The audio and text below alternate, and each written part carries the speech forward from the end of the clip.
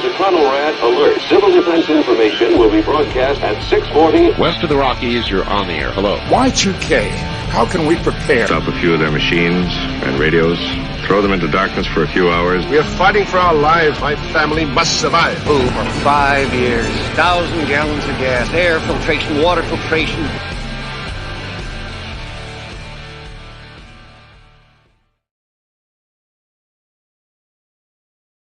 From the frozen tundra that is East Central Alberta, Canada, streaming live on YouTube, Facebook, Twitter, Twitch, Rumble, and Odyssey. Welcome back to the workshop where we create community, find freedom, promote preparedness, and share success. I am Toolman Tim. Today is November the 8th, 2023, and this is episode 395 of Workshop Radio.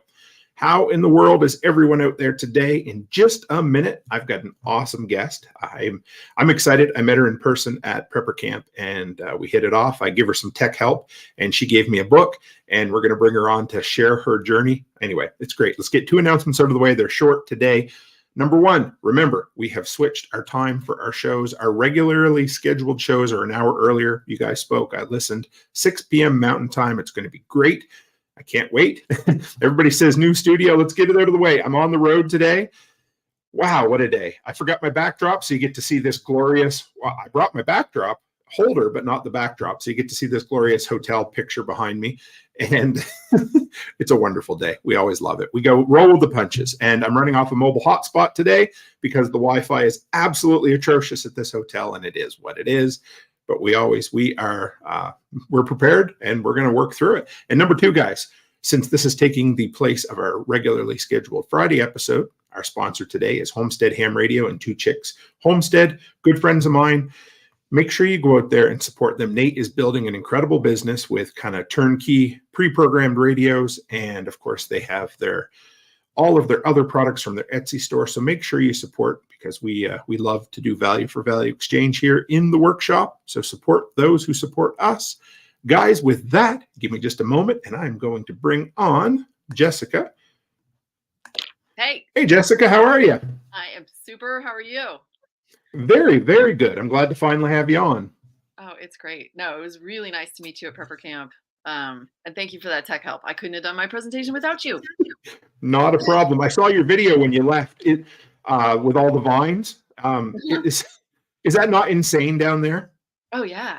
Oh, my God. The kudzu? Yeah. Yeah. No, it's just, they're monstrous, and they have really taken over everything. And they were meant to like stabilize the soil and stop erosion and stuff. And they've just, they're a monster now. Yeah. Where I live in Canada, they introduced moose to Newfoundland 100 years ago as a foodstuff. Yeah. And same thing, just absolutely took over the entire province. So, we never really know where we're going to end up, do we? Even with the best intentions. We mess with nature. So tell us your story, Jessica. I finished your book recently, and anyway, it was a journey and a half. I appreciate it. So kind of tell us, where'd you start and kind of where'd you end up? Sure. Well, yeah, the book begins with me working in tech.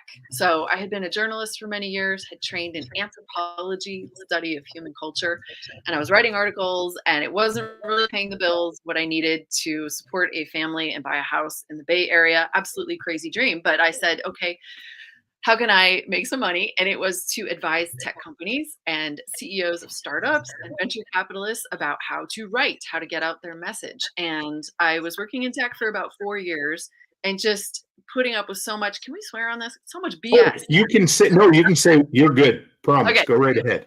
Just the stuff coming out of these arrogant, entitled tech mouths was just really alarming to me, because they would promise that they were going to solve every problem of humanity, from like earwax buildup to so-called climate change. And the solutions that I saw were just entrapping us in more tech and taking us away from our families, taking us away from pursuits outside. And I myself was growing kind of sicker, more anxious, more overworked. I wasn't able to be the mom I wanted to be, or the wife I wanted to be, or, the person, the human on earth.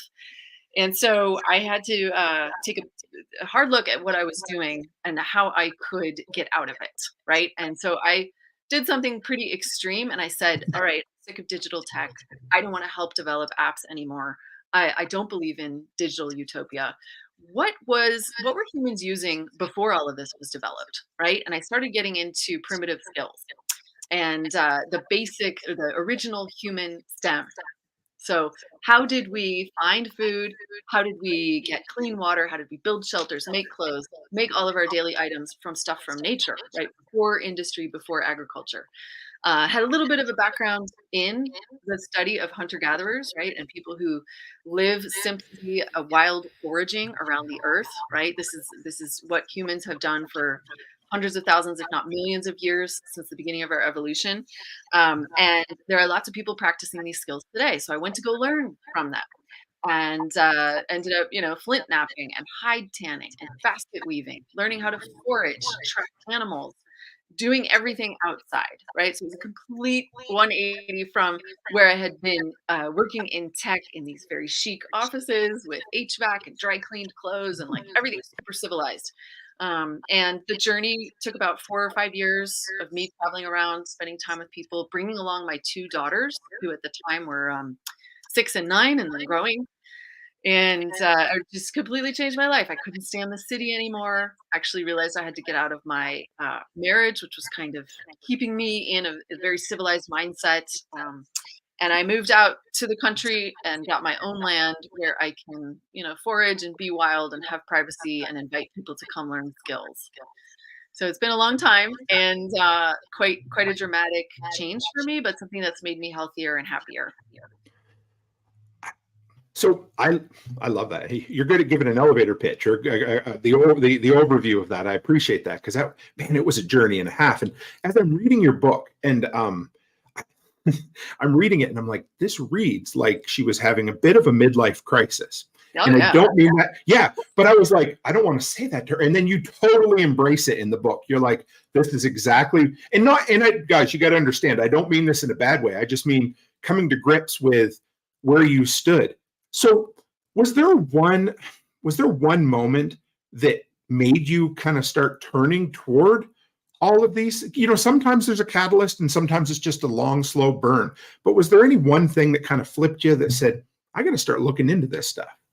Yeah, it was when I realized that my mother's untimely death due to multiple sclerosis, which happened now 14 years ago, that was a disease that was completely caused by civilization. And by civilization, I mean her lifestyle, her diet, her inability to be outside, get vitamin D, get fresh air, be exposed to microbes that may have influenced her immune system. And the reason we know it's a disease of civilization is because when we look at hunter-gatherers, the existing tribes that live off of the wild today, still without any technology at all, they don't get diseases of civilization. So our culture's top killers, the heart disease, cancer, the metabolic diseases, diabetes, etc., hunter-gatherers really don't get those. They enjoy like a long life of robust health.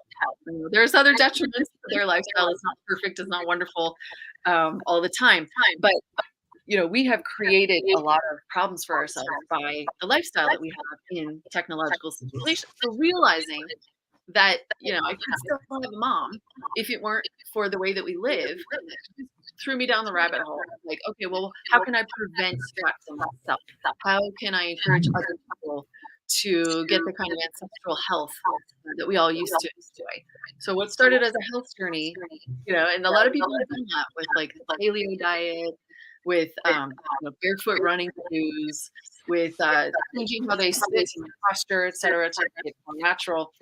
But the truth is that our entire lives can shift to be more ancestral. So I wanted to figure out how to do that. I appreciated that you put the good and the bad in there when you were telling your stories, because you had a story early on in the book where you guys decided to pull over on the side of the road and pick up a carcass. And I'm thinking, I've dealt with my fair share of dead animals, and I know, I had friends in college who were on like this phone list. They lived in Alaska. A moose would get hit in the middle of the night. They'd go pick it up and process it, that kind of thing. Right. And I'm listening to you and I'm like, so tell that story. How you guys got motivated to stop. Was it a fox, the first animal you brought home with you? Yeah, that's right. Somebody said there's feedback issues. I was hearing that too. I don't know if there's anything we can do. I'm not getting it on my end. Hang on, I'll see what I. Yeah, you go ahead and tell. Yeah. Yeah. Okay. So it's a bit of a crazy story.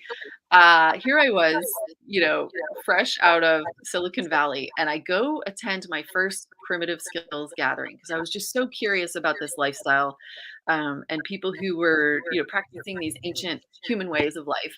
We spent a week with these folks, and while we were at the gathering, we learned all sorts of skills. So we were like pounding acorns into flour, and we were making sandals out of rawhide.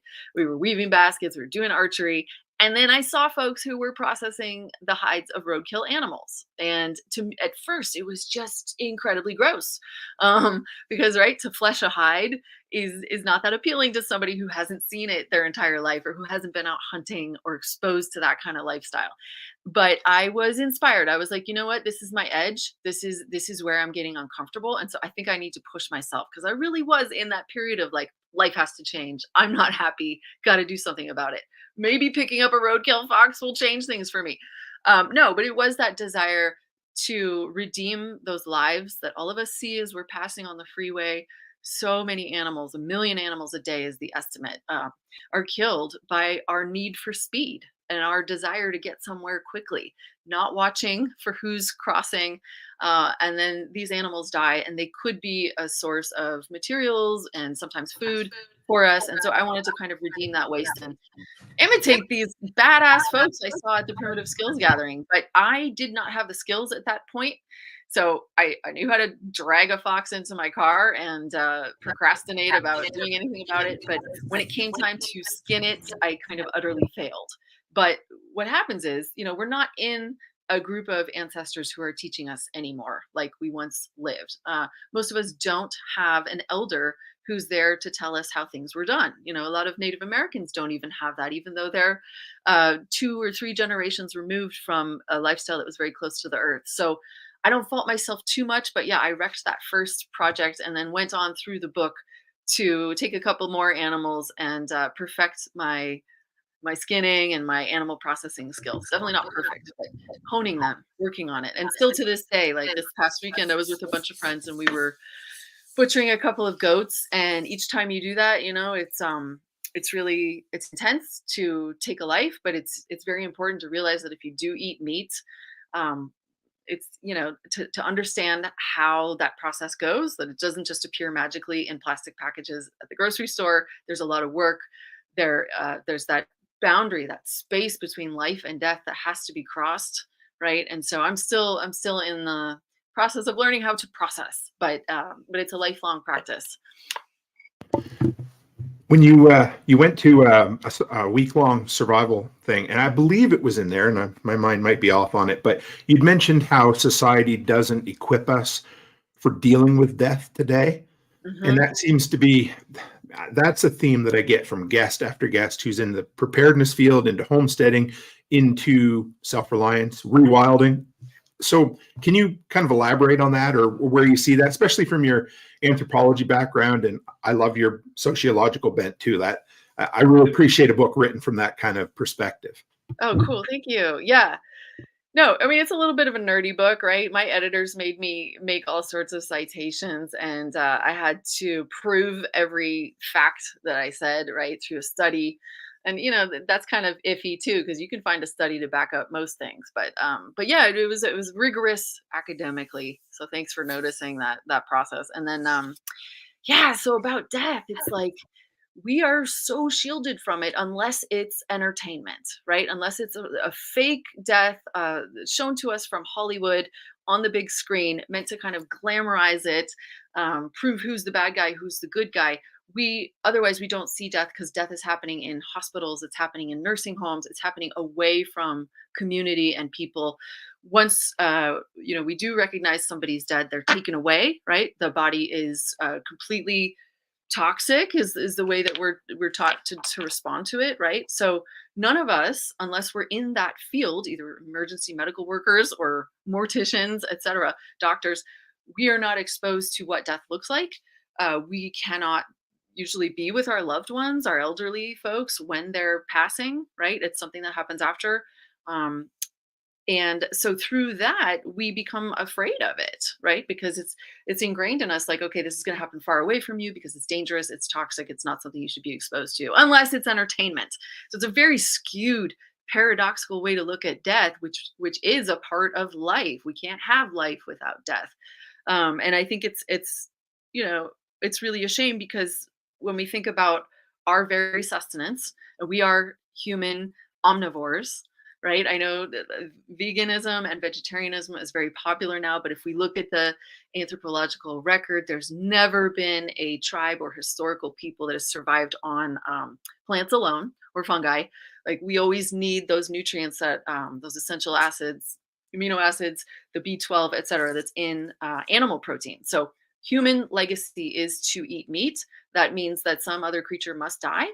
And by us not having any knowledge of that process, except seeing some cows from the side of a freeway or some chickens, I think it really deprives us of an essential reality of life.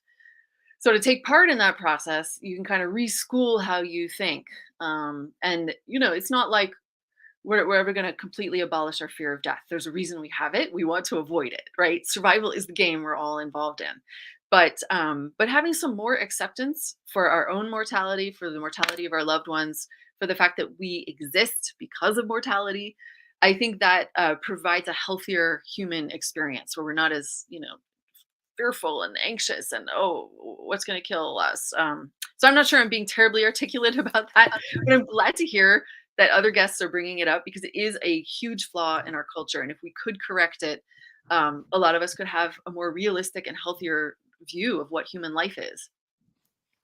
Absolutely. I just the more I listen to your book, the further along I get. Because I knew you're. I mean, everybody has to have a brand today. That's just kind of where we. Your brand was rewilding, and I'm listening to her, and I'm like, man, we agree on a lot more than I thought we would agree on. And I don't mean that in a bad way at all. It was awesome because you had a quote, and I just got to shout out my buddy Patrick Orman's listening in from Kansas right now. I haven't seen him in a while, but he's a great knife maker and appreciates the old skills like you do. So awesome. But you'd said, see if I got the quote right, providing for our own needs, medical care, food, etc., is our own and only responsibility, or something along those lines. And I think that kind of encapsulated the idea of self-reliance. And I thought, if that doesn't match up with homesteading, self-reliance, and prepping, of course, Mm-hmm. how do you see that? Because I mean, that was the cultural norm, even 100 years ago, basically for all of humanity. So how do we remarry that with today's society? Right. I mean, we're just in this process of increasing disempowerment, I think, as technology and various services, become our slaves, even though we don't have any way to control them or fix these technologies because they're too advanced for any one single person. Like I can't manage a cell phone network. I can't fix it myself. So I'm totally dependent, as we are right now, on our internet providers, on those server farms, on the Google, etc.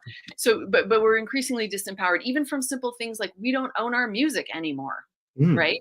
We don't. There's no physical object. It's streaming. You have to pay for that streaming service. Once you stop paying for it, there's no more music in your life. Whereas, even 50 years ago, we can all collect the records. We can play them as much as we want. There's nobody surveilling us on what music we're listening to. I mean, almost every single service we have now, whether it's credit cards or health insurance, or it's our kids' schools, which are increasingly moving online, everything's tracked, surveyed. We have no control over how it operates. We've got to be entering in all these different passwords. I feel like contemporary life is just increasingly depriving us of that sense of autonomy, that I can make decisions, and that self-reliance. So I had this episode, was just a couple days ago, where my partner was like fixing a thermostat in this little cabin I have. And he was like, well, let me get you a digital one. And we were pulling it open, and I was like, well, explain to me. And this is your stuff, Tim. That's why I admire you so much. It's like you're teaching people how to deal with these things and be self-reliant and not need the expert, which is so great. But we were looking at the inside of the thermostat and how the wires connect, and when they connect, that makes the circuit, turning the heat on. When they're not connected, etc. And then he's like, well, I'm going to get you a digital one tomorrow. And I was like, no, absolutely not. Because then, I didn't know how to fix this thing in the first place. But now that you've shown it to me, I have some agency over it, and I won't have to call an expert or look anything up online the next time it breaks. And with every product in our life, it's like my friend wanted to buy a cheese maker that was connected to the internet. I mean, it just boggles the mind, these ridiculous things they're throwing at us, in the means of like connecting it all, surveying, making sure that we buy another product once this one breaks because it was planned to break after a year and a half, right? Like these stupid things we have. You're only going to keep this for a couple years, and it's got incredible resources in it that we don't even recycle. I'm going off, but anyway, so this idea that rewilding, getting closer to nature, and the prepping world and the homesteading world, it is our history. Like you're saying, like the reason it's so appealing across these vast demographics is because that's who we all were, who our grandparents were, great grandparents. And I think in kind of a spiritual level, we feel that ancestral connection. We know that we used to have more control over the things that we did, the objects that we had, how we got our food, how we got our shelter. I mean, you think about it now, it's like a 20-year-old. What are the basic needs for a 20-year-old? Okay, they want to get a date and they want to get some food. Well, how do they accomplish that? It's only through this, which I think is absurd because these are fundamental things, right? Like finding your mate, hooking up, and getting a good bite. That what else is there to life? And we can't do it without an app now. And I think it's a really sad and sick state of affairs. I don't disagree one bit. I Yeah. think I almost look. I feel nervous for the generation coming up. I couldn't imagine having to navigate the dating world today doing that. It blows my mind. And feel free to go off on tangents anytime you want, because you're welcome to do that. I love it that somebody said, we pack rat, we call it survivalism. Great grandma called it Wednesday. Yes. Yeah, I love it. Yeah, pack rats. I said, I'll read it for those on audio. Harvesting and preserving food, taking care of our own health, being a resourceful part of a sharing community. We call it survivalism, and great grandma called it Wednesday. There's nothing wrong with that. I also love that you embrace meat and you're honest with the history of humanity and being carnivorous and, omnivorous, I guess would be the proper term. Right. Yeah. Which I appreciate. And then you talk about small scale horticulture, agricultural being the answer. So can you kind of talk from your experience and why, I mean, it's a loaded question, but why the agricultural system that we have now is broken, not working, and where should we head with it? Okay. Yeah. Well, I'll do a teeny tiny history lesson for folks who Love maybe it. missed that day in sophomore year. So if we're gonna believe the evolution science, right? We've got Homo sapiens developing from other human primate species over millions of years. Then there's something magical that happens about 300,000 years ago, and we get our species, Homo sapiens. Now, what distinguishes us is the bipedalism. We walk upright, we have these large brains, and we are scavenging. First of all, we weren't a hunting species in the beginning. We were finding dead animals or injured animals before we learned how to hunt, but then we did learn how to hunt. And the increasing consumption of meat, and cooked meat in particular, a lot of scientists point to that as the source of our current intelligence. So if we hadn't had that meat consumption and that group project of hunting big game, like the buffalo, the woolly mammoth, other big species, big mammals, if we hadn't had that, we wouldn't be who we are today. We wouldn't have the cognitive ability. We wouldn't have language necessarily. So who we are today is very fundamentally tied to that hunting heritage. So we're doing that for hundreds of thousands of years, and we don't exactly know how it happened, but sometime 10 to 12,000 years ago, which is pretty recent in the grand sweep of how long humans have been on the planet, at some point we started planting seeds. Right. And staying in one place. And it could have been because this one place we were doing that, the Fertile Crescent, happened to be really good at growing grains. We got addicted to the grains. Grains are addictive. We all know that. Pizza, hot, fresh sourdough, hot from the oven. It's amazing, right? You don't want to stop eating it. They didn't want to stop eating it either. But it meant they had to stay in one place and watch their crops and guard the produce, guard the harvest. And from that, we see a cascade of changes in how human societies operated. So now they become hierarchical because somebody has to plan the planting. Somebody has to guard the grain. Other people have to work in the fields. And we get this division of labor. We get haves and have-nots, those who are hoarding their share. And up to that point in history, humans were very much egalitarian, which means I go out on a hunt, I'm going to share it equally, pretty much equally, with the rest of the group. I'm not going to deprive anybody of their fair share of the meat because we're all participating. We're all necessary for the survival of the group. But once you have agriculture, then, some people are dispensable and they're only as good as how much grain they can harvest, right? Or how many fields they can plow. So I'm kind of fast forwarding, but we get governments and institutions and taxation. We get warfare. We get sort of the suppression of women and women's equal participation in gathering and hunting. And not all societies adopted agriculture. It was sort of like a slow progression where there were still many hunting and gathering societies, and there still are many hunting and gathering societies. Today, it's just that their land is being taken away from them for agriculture. Then you go into the Industrial Revolution, and you see that, okay, the way we're farming now is completely a catastrophe on the landscape, right? It mimics a volcano exploding, a flood going through, or a tornado, because it completely strips the land of its organic matter in order to plant. You're losing all the microbes. You're losing all the critters that used to live in there, the insect life, and you're creating a monocrop, right? Onto which we put all sorts of chemicals, pesticides, all of which are petroleum derived. And someday we're going to run out of that petroleum. So we have many, many systemic problems with how our food is grown, distributed. 30% of it is wasted, right? 30% of our food supply. So it's either like spoiling or it's just not getting eaten and it turns into compost. It turns into trash. And that's just the beginning. I mean, right? There's movies and books on this. But one of the revelations I had in my journeys and talking with lots of people who are skilled in ancient ancestral ways is that this idea that like we need to save the earth or that there's one solution for all people, that's also a modern convention of civilization.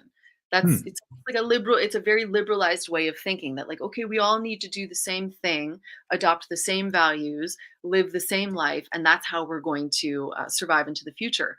But again, you look at the anthropological record, there's not one way of living as a hunter-gatherer, right? The Inuit in the Arctic are completely different than the Waorani in Amazonian Ecuador, eating completely different things, different rituals, a totally diverse ecosystem. So I don't believe that like there's one solution for us at this point, but I do believe that the most robust way to live on this planet is to be self-reliant, is to figure out a way, and whether you're growing it, you're hunting it, you're foraging it, or you're scavenging it, right? Like, hey, the roadkill thing is free, fresh, organic, wild meat. Finding your way to provide for some of your needs is really going to be the best strategy for your health and happiness, and also for our future survival, should we run into these kind of collapse situations that so many people are projecting in our future. I love it. So you in that whole process, and at one point in the book, you kind of, or it may have been you, or it may have been a quote from a source, but they kind of mentioned that the ideal society or the ideal community was around 150 people, which I liked. And then you also talked about, did I get the term right? Immediate return society, as opposed. Yeah. So, and you also talked about how maybe I'm kind of diving into it a little bit, but how it's voluntary. People would come or go as needed. The group would grow or subtract depending on the amount of supply or natural resources that were around, and they couldn't by nature exceed what that land would allow. And to me, I was like, that sounds like kind of individual.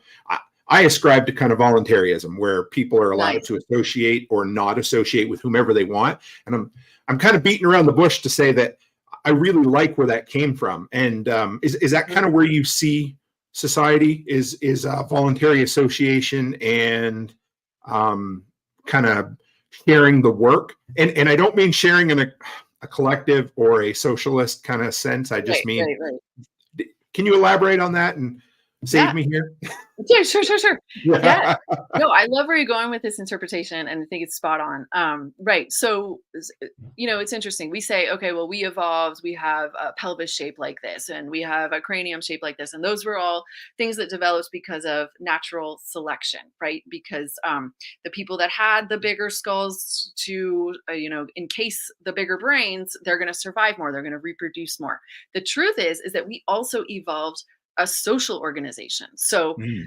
human groups that were egalitarian, that were sharing in a non-coercive fashion, right? That proved over 300,000 years to be the best way for humans to socially organize. Now, that's different than other primates, right? Like there's gorillas have a, kind of a patriarchal hierarchy that works for them. But what worked for humans and our, particular reproductive strategies, it was we need a group, we need women who are physically robust and can do all the same skills as men, but who can be protected by men when they need to be, when they're vulnerable and childbearing or watching after vulnerable children. Anyway, so yes, any kind of hunter-gatherer group that exists together, it's always going to be small, because the bigger the group gets, the more tendency there is for hierarchy and dominance to develop, which isn't actually a great survival strategy for us. So we,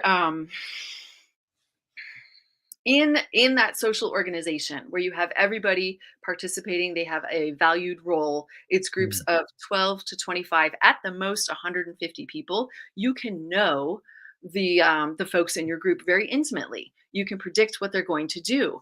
You can trust them, or if you don't trust them, you can leave and join another group. So this is what you're talking about with that. It's called fission fusion, but it's kind of like what coyotes do as well. It's like, okay, if the coyotes want to be a pack because it's in their interest that season, they've got plenty of resources and they can take down bigger game together, and they can have a more robust survival strategy being a pack, they'll do that. If there's fewer resources, they'll be lone, right? And same with wolves. Humans do the same thing. So we can go off on our own for periods. We can go off in small families. We can join other groups, or we can be part of a big group. And if there's ever conflict and we can't find a way to resolve it, and yes, homicide does happen in hunter-gatherer groups. It's definitely not on the level of our societies, but yes, violence, aggression, jealousy, those are still part of the human, social genome. But we can leave. And this idea of voluntarism, every hunter-gatherer has autonomy over what they do. They're never forced to participate. That's one of the absolute prime values, is like, I respect your ability to make good decisions for yourself, and I'm going to make decisions that benefit me and my family. And hopefully those two things coincide. If they don't, I'm over here and you're over there.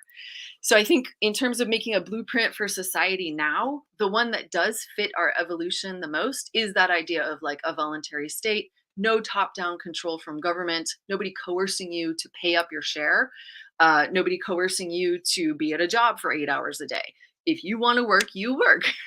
If you want to go find food, you go find food. So I think bringing back that sense of human autonomy, that's what lights up our brains, gives us that dopamine reward system. And so many of us are depressed, anxious, ill because we don't have control over our daily tasks. We are coerced again and again. There's a labyrinth of rules and regulations we have to follow every day. And that, I truly believe, does work against our natural instincts that have evolved, and proven themselves successful. I love it. You'd mentioned there was doctors giving prescriptions for kids to get outdoors for ADHD or spending time in nature, and I think that taps into that mindset as well, or the genetic or the inbred need to get out there and enjoy it. Yeah. Well, and the ADHD thing is really interesting because, we see it as a pathology in our culture, that somebody might have a little more energy, or they get distracted, they can't focus on a task, right? But all the tasks that we require kids to do today, we didn't evolve with those. Right. They're really abstract and don't really relate to our survival at all. And most of them are just not fun. Whereas a kid who's growing up in a hunter-gatherer band, right, the stuff they get to do every day is super badass, right? Like working with weapons, preparing food, going out into nature, exploring, working with fire. I mean, all that stuff is so appealing. Great. But this idea that like doctors prescribing nature, I mean, it's sort of funny. It's a great trend, but it's also like, okay, so we are still reliant on an expert to point out to us that there's ADHD and that it can be treated, or actually the kid can, be more relaxed when they're outside and able to follow that butterfly, or able to toss the rocks across the pond. And so, what they do find is that kids with ADHD, they can calm down, they can be better behaved if they're given that free play time. But I wanted to say also that their mode of attention is advantageous for a hunter-gatherer band, because you need somebody who's always alert, who's always looking out for danger, who has that boundless energy at times to get various tasks done. So to me, I don't see it as a pathology. I see it as, the real pathology is how civilization and our structures and institutions are caging those people with that special gift. Yes. Yeah. I agree. I'm going to slide back just a bit in the conversation, because you'd mentioned the spiritual aspect of things. And I really appreciated, I don't know if I would call it your religious or your spiritual journey in this book as well, because did you marry in to the Jewish faith, or were you born in the Jewish faith? So I was born to a very secular Jewish father and a kind of, I don't know, like a religious dropout, a Christian religious dropout, which was my mother. So I was raised sort of interfaith, but also very secular. And then in my early 20s, I got interested in my Jewish heritage, which I see as sort of my first foray into ancestral skills, like finding out who are my ancestors, where did my line come from. There's a deep, rich 5,000 or more year tradition that my DNA is connected to, and I wanted to know all about that. But then through learning about rewilding, connecting to nature, I found a deeper ancestral line, right? So like who were my people 10,000, 20,000, 30,000 years ago?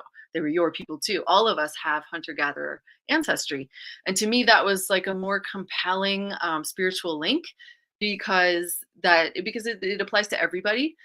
And I know, speaking about Native Americans earlier, that they have a closer in time connection to living off the land and having, an earth-based tradition. But all of us have that. And, it becomes a little bit touchy in some circles because of cultural appropriation, because, Native Americans continually are thieved from, right, with their rituals and their music and their ceremony and their clothing. But I think that the basic skills of survival belong to all of us, and there's no appropriation there. Like if I need to find clean water, nobody can tell me I can't do that. And there's no like one Apache or Miwok way to find water, right? It's something we all share. So my spirituality kind of changed, and I realized that a lot of Judaism and Jewish practice is agricultural. It's based on being in one place, having a harvest, subjecting animals and other people to, forced labor, these forced situations that are not voluntary. And so I was like, okay, well, I am Jewish. I want to honor that tradition, but my deeper connection now is to that hunter-gatherer past. So this, for me, and I appreciate it as well, because I've kind of, I don't know, maybe not modeled, or I've kind of followed a bit of that kind of journey. But so going back into history, into the, kind of former societies, and now going forward into today, is there a benefit to religion? Is there a need for it? Does it help in the rewilding? Do you need that? That's a great question. I mean, is there a benefit to religion? Absolutely. I mean, if you look physiologically, the stress relief that people get from kind of giving up the uncertainty in the universe to the power of God or to whatever spiritual deity that they believe in. I mean, that is a huge health promoting thing. So I would say, yes, there's absolutely benefits to religion. There's benefits to us to sing together in a group, to pray, to have that collective energy. So totally, absolutely. And then there are so many nature-based aspects. If we're going to take like the Judeo-Christian tradition, I mean, if you think about most of the episodes in the Bible take place outside. Sure. They involve, sacred species that we depend upon. It's about honoring those animals that, were used for sacrifice or were used for sustenance. So absolutely, I think we can find the nature-based and the rewilding kind of foundation in any religion. And I think it is really particularly fascinating to look at, Jesus didn't do his sermon from inside the IMAX. He did it on the Mount, right? Outside in the fresh air. And so many of the Hebrew prophets also spent time in the wilderness to tap into their inner knowing and then spread that to other people. So once again, I don't legislate for anybody. I think everybody has to find their own solutions. And I just kind of speak from understanding human history and then my own process of like feeling so much better and more connected once I tapped into my inner nature and the nature around me. I dig it. Yeah. You kind of brushed by the need or lack of need of government in general. Does government fit into rewilding at all? Well, it really just gets in the way. I have a passage in one of the last chapters where I'm talking about, okay, so I can't, it's illegal to go without running water. Like if we were to kind of want to adopt a camping lifestyle as your everyday lifestyle, you can't. Your neighbor could call CPS, Child Protective Services, and say, okay, well, they need running water, they need electricity. Those are the standards of today.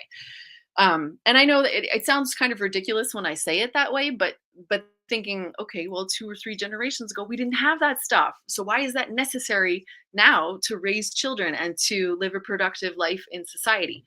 Government, I see them kind of, like just passing laws, so even in the lightest touch where it's like leave no trace in the wilderness.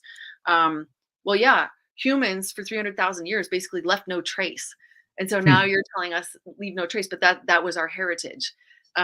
So I think, of course, when we have this mass society, it's really hard not to live with government. But I think that the more we can kind of get it out of our personal lives and out of our basic subsistence needs, the better off we'll be. Yes. Yeah. I know that's a touchy subject for some people, but around here you can preach all you want there. You're good. But yeah, I get it. Yeah. And I do agree as well. But I mean, like you said, most primitive or, past societies were non-hierarchical. So you really, you might have somebody, you're going to have people who need to figure things out for you at times or each other. But yeah, the lack of rule, I'm cool with that too, as far as that goes. Yeah, I mean, think about it, when I look at like the things that I can or cannot do on my land, and it's weird to call it my land, right? Because even that is kind of a construction of civilization. But it's like I can't have multiple dwellings, so I can't live in community even if I wanted to, without paying hundreds of thousands of dollars to get permits, to build cabins, to have people living collectively as we once did. In some counties you can't harvest rainwater legally. You can't do like human compost, like responsible use of your own waste, either giving it back to the earth or letting it sit for 3 years so it's completely sterile, and then using it on a garden. Like you can't even deal with your own shit without the government telling you how to wipe. Is basically the situation we're in. Did we lose her for a second? Oh, there we go. You're good. Okay. See, you said you. Oh no, it's freezing.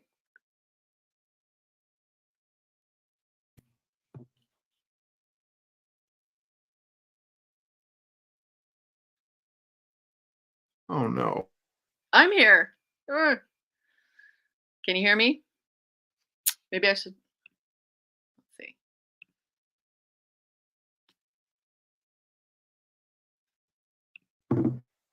Hello.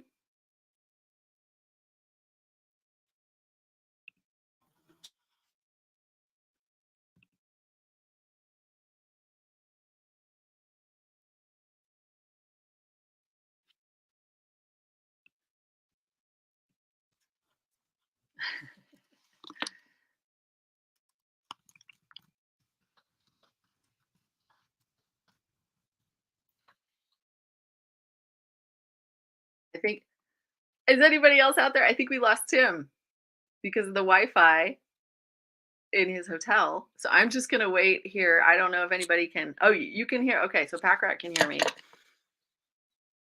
Frozen on Tim's end. Keep talking. That's a good one. Does anybody have any questions? Lost Tim. If anybody wants to have a little chat here, happy to respond. Here he is. Oh my God. Anyway, you see, we were just on a roll. Everything was perfect. I think we got kicked off of the hotspot, so we're good. I apologize, Jessica. No. See, tech is unreliable, and we're at its whims. We are. And yeah, John says you can go on without me. Yeah, I appreciate it. I usually have anyway.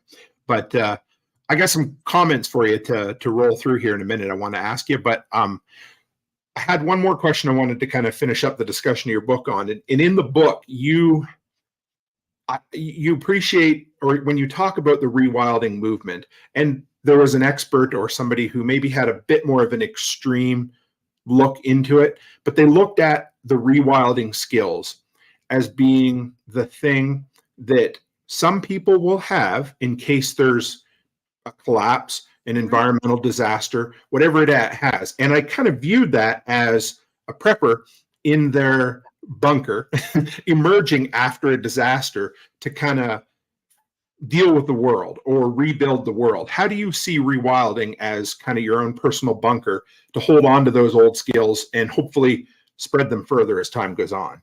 Yeah, very cool question and thought stream there. That was exactly what I wanted to come to prepper camp to talk about, was how hunter gatherers were the first preppers.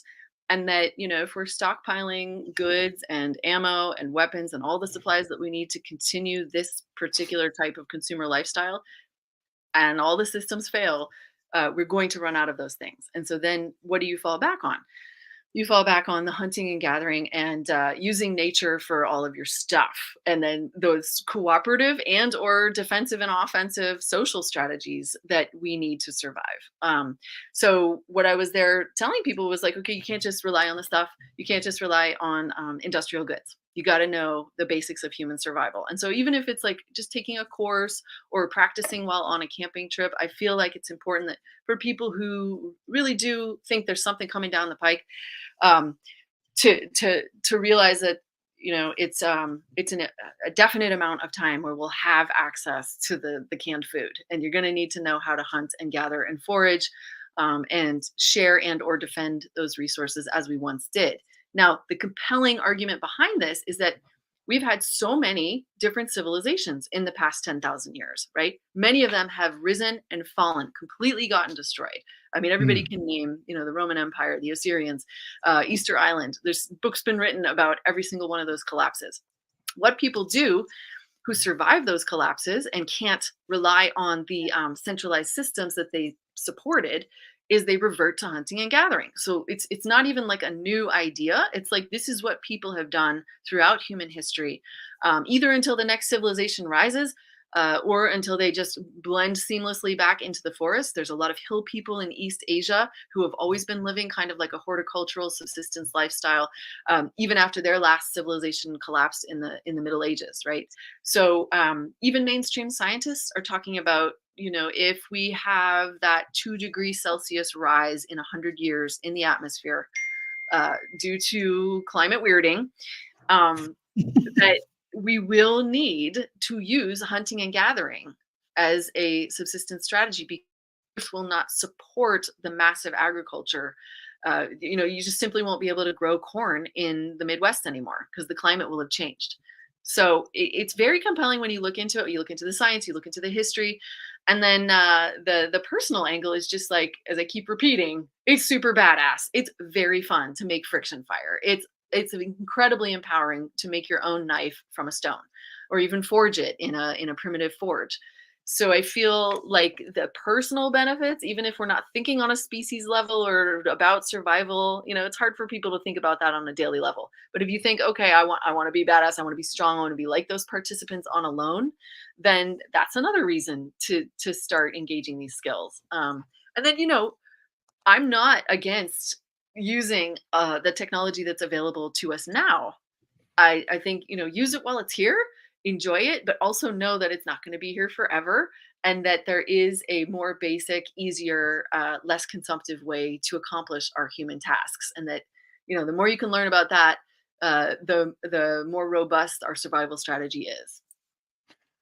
I dig it. I actually had that question. I kind of glossed over it earlier, but because obviously, you're a rewilder, but you have an Instagram account, which is totally cool. But where do you view technology? How do you see?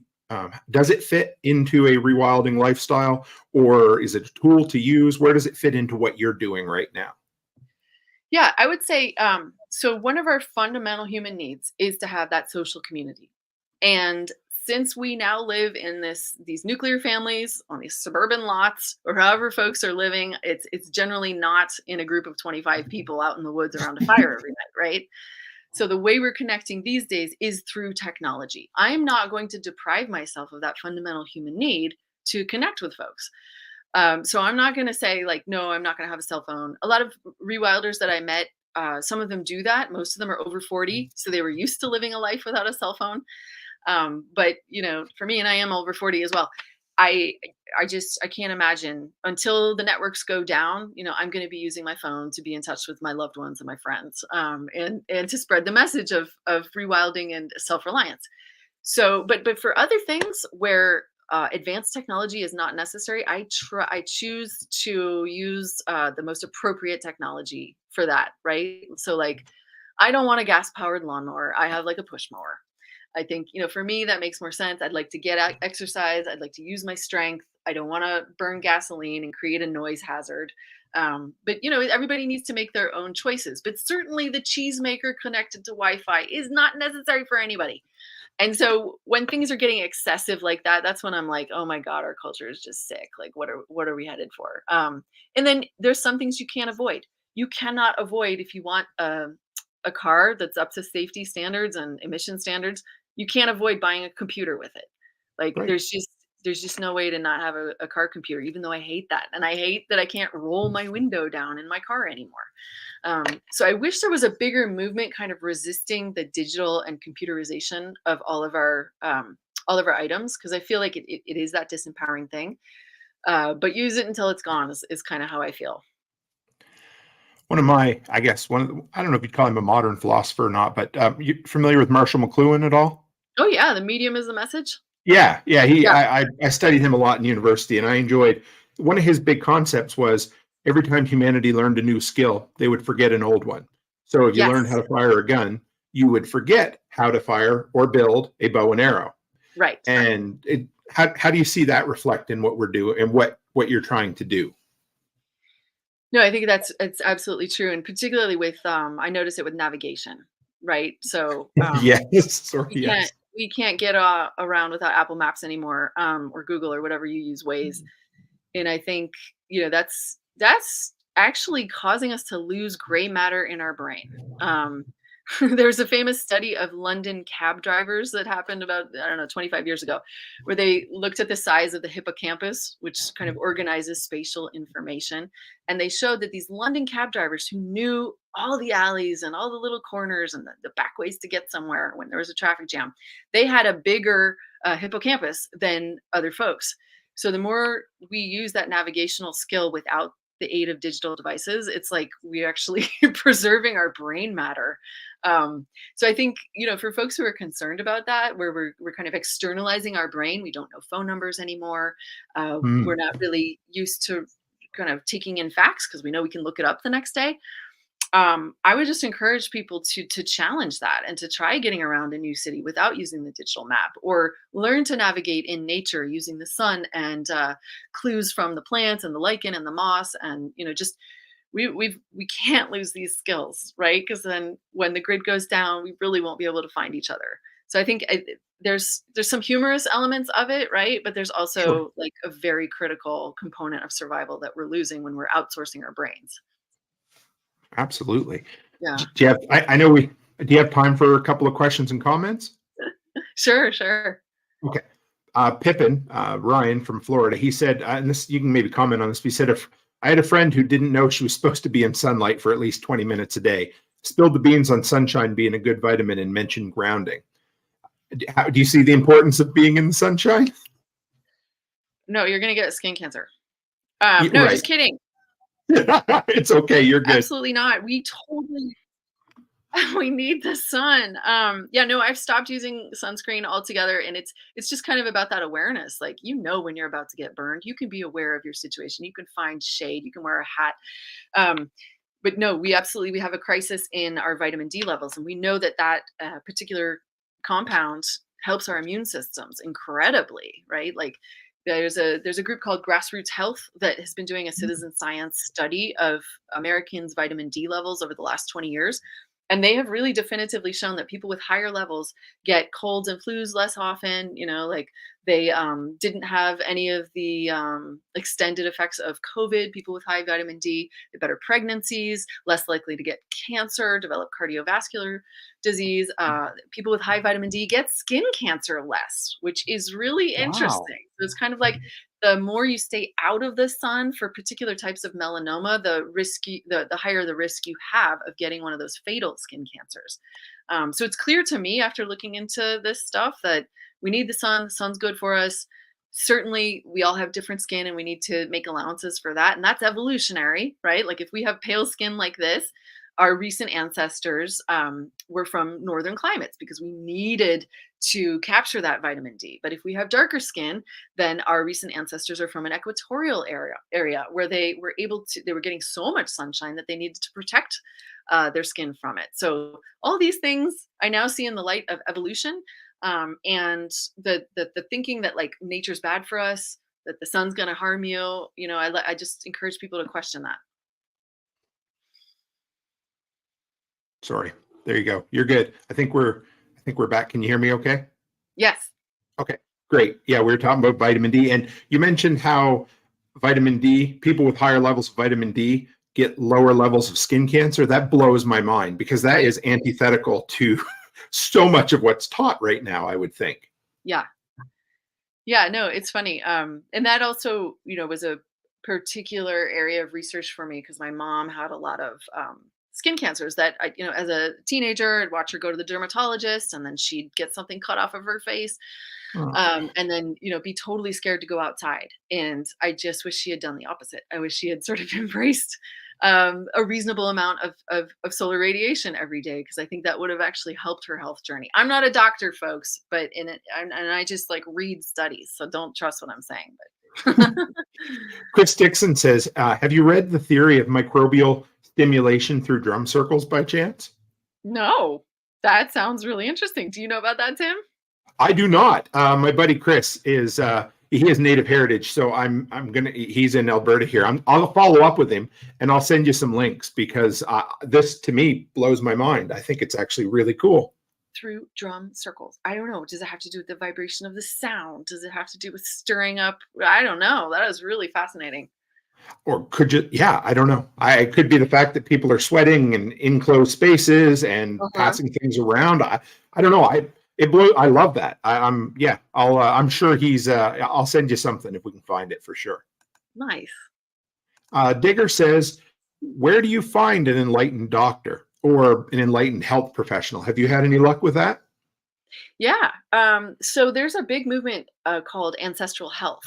And there are many, many doctors who are looking into evolutionary medicine and also tailoring it towards your ancestry in particular, right? So even though we all share, like 99.9% of the same genes, there are certain populations from certain parts of the world that have adaptations, such as being lactose intolerant or developing sickle cell anemia for African American folks. And these were all evolutionary strategies to protect us from one thing or another. So it turns out folks with sickle cell are better able to repel malaria. Anyway, so there are doctors who work in this field of either evolutionary medicine or ancestral health that even if you can't see a practitioner in your area, you can access, their webinars, their books. Sometimes they do, classes, etc. I highly recommend that. And then there's functional medicine. So functional medicine, and none of this stuff is going to be on your HMO healthcare plan, unfortunately, even though it is incredibly preventive. And if we were all practicing ancestral medicine, our healthcare costs wouldn't be what they are today. So the system for payment has not caught up with the wisdom here. But functional medicine doctors are also people that I trust. They do, it's the first approach is not pill popping. The first approach is always lifestyle modification. So are you exercising in a way that's beneficial for you? Are you eating the right foods for your genome or for your particular gut microbial environment? So those are my 3 tips for finding that. Nice. I want to share this one with you here. This one's good. David says, I'm going to be buying 2 copies of Jessica's book, one for the house and one for the neighborhood library box. Thank you, David.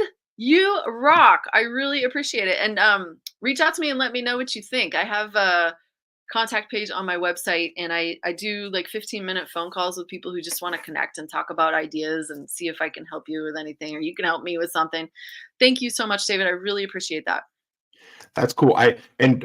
For the record, your book link is in the description today, and I also pinned your website in the chat today, so that's there. But in everywhere, whether you're listening in the audio recording later, guys, or watching any of these live streams, you will all your links are there. But I wanted to mention this one too before we finished up. Rachel Brown, she's a good friend of the workshop here. She said you'd be a really good fit with Living Free in Tennessee. A good friend of mine, Nicole Sauce, is another podcaster. So I can make the connection behind the scenes if you're interested, because you would totally be a great fit for her show. Oh my God, awesome. Yeah, I was just in Tennessee. Went there, I went to Greenville after prepper camp. And, it was really, I love just going to new ecosystems and seeing the plants and trees they have there. It was a really fun time. Thank you for that. We bought a few acres in Tennessee. We have a little land there. So I'm very partial to Tennessee. Yes. Awesome. But yeah, I got to appreciate, first off, I got to say sorry for the network issues we had today. That's not normal around here, but you kind of roll with the punches, So yeah, I'm glad you can make it work. But can you tell us how to find you, Jessica? How people can throw money at you? I mean, support you, that sort of thing. Yeah, I know. No money. No, save that for your own homestead. Yeah, I'm at jessicakraft.com and on Instagram at Why We Need to Be Wild. I'm also on Facebook, but I like I was talking about, using hunter-gatherer lifestyles as an inspiration. For my Facebook, I like to keep it to a small group. I like to know everybody on my Facebook. But I am on there and do post a lot of stuff for the public. Thank you very much. And you are welcome back anytime. I love your whole kind of bent of thought and your whole philosophy behind this. This was great. So thank you very much. Thank you. And I'm so glad you found the, areas of overlap between what we're doing. And I've also enjoyed you on the other podcasts you've been on. So it's just awesome to see how you've grown your influencer sphere and how you're helping so many different people in all parts of the world and make, Canadians and Americans uniting. It's awesome. Absolutely. If you can hang in the back for just 1 second, I'll close up and I'll be right back with you. Okay. Thanks, everybody. Thanks, Jessica. Guys, I hope you dug that.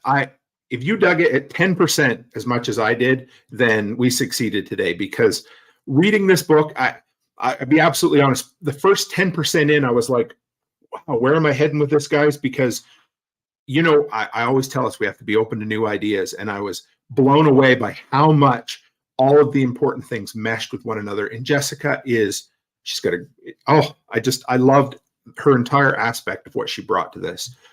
Her mindset, her willingness to learn and share what she's done. And you guys, if you get a minute, check out her book, because it is a transparent look at a journey from, tech to the wild side of things. And it's awesome. We will have her back. If I have my way and she's willing, we will have her back. So make sure you can support her in any way. Follow her on the social channels, but more importantly, adopt some wild skills, guys. So as always, stay happy, stay healthy, and have a great week.